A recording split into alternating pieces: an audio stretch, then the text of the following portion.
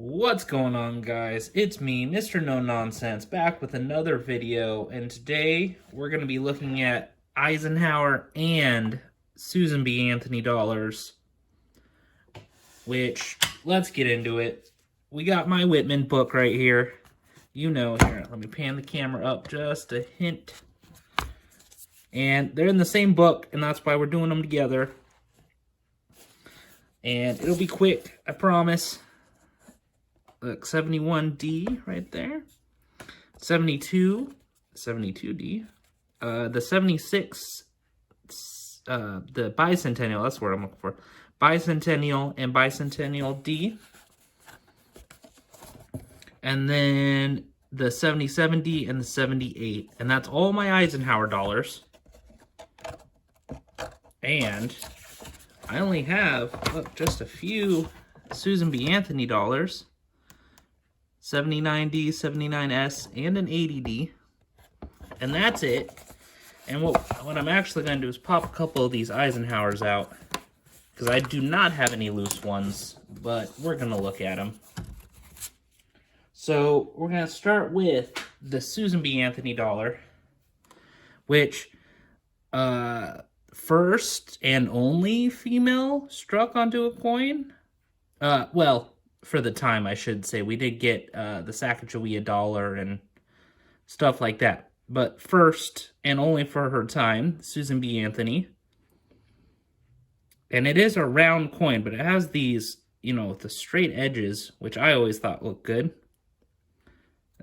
And then we have the eagle on the back, landing on the moon, with the earth in the background, which I thought was always really nice, because if we compare it to the Eisenhower dollar, it is the same back. Only struck a little smaller. Although, yeah, struck a little smaller. I don't have a better Eisenhower dollar to show you, so I'm sure the details are just as fine. Okay, and we'll bring in this one. And this is the Ike dollar, Eisenhower dollar, whichever you prefer. And this is the standard strike. I don't know off the top of my head if they were ever struck in silver. The trivia time will definitely let us know, so don't worry about that. And then we have the bicentennial I pulled out. And these are heavy coins. These are big coins, which really I think we could have gotten away as these being $2 coins. But that's just a dream of mine, having $2 coins that aren't gold. So the bicentennial has a separate back, which has the moon and the Liberty Bell, which we'll see in another video coming here, because the Liberty Bell was also struck on the back of the Benjamin Franklin dollar. But I really enjoy the reverse of both of these coins. I love the moon. And, I mean, even the craters on the moon. And then the crack in the bell. And then again, oh, I'll put that one down. Again, the craters on the moon. Surrounded by stars. Just so good. Absolutely phenomenal. Good strikes. Let's throw those out there. Where's my Susan B? There she is. Oh, wow, that's not a whole lot to look at, but that's fine. I'll bring it down a little bit. Okay. And I bet you guys know what time it is. That's right. It's trivia time. Okay. We got some good trivia about the Eisenhower dollar to start. It was a $1 coin, obviously issued by the U.S. Mint from 1971 to 1978. And it was the first coin of that denomination, $1, issued by the Mint since the Peace Dollar series ended in 1935. So we had a gap of a lot of years, because my math isn't working at the moment, from 35 to 71 with no dollar coin. Which is good trivia to remember when you go into your local coin store and ask about silver dollars. The coin obviously depicts Dwight D. Eisenhower on the obverse, and a stylized image honoring the 1969 Apollo 11 moon mission on the reverse. And it is the only large-sized US dollar coin whose circulation strikes contain no silver. And that's because in 1965, because of the rises in bullion prices, the mint began striking copper nickel-clad coins instead of silver, and no dollar coins had been issued in 30 years.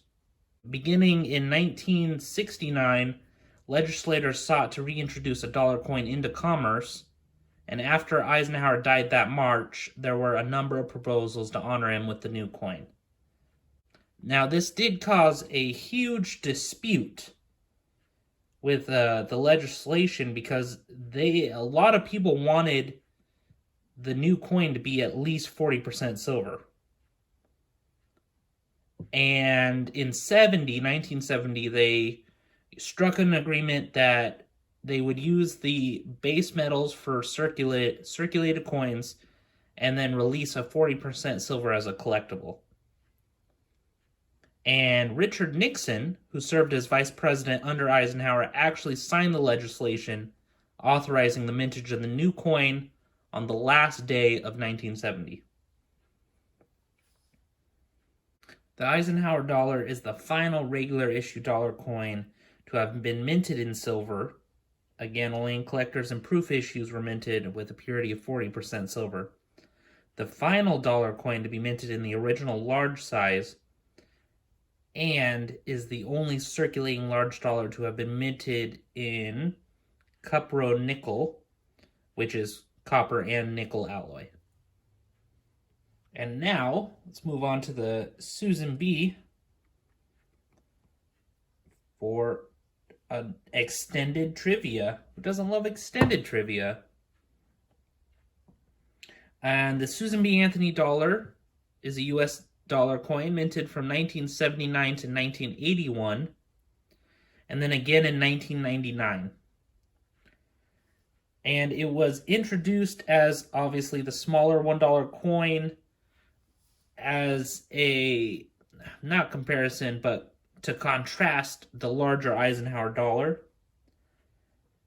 And even though the $1 coin, the Susan B. Anthony $1 coin, went through lots of testing of different shapes and sizes, compositions, they were all opposed because the vending machine industry did not like people could use $1 in a vending machine with a coin at the time.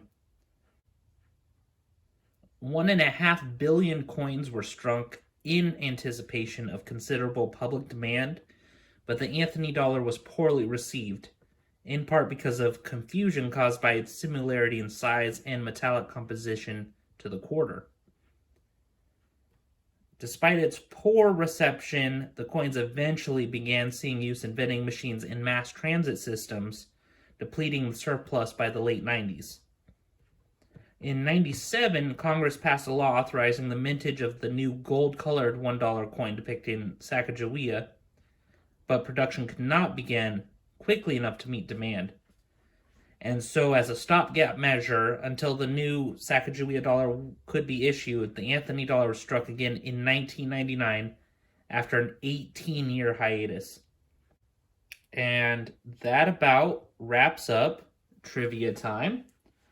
I hope everybody enjoyed that. I know I did. Shout outs to Bradley's Coins for doing such great work, good live streams, the works.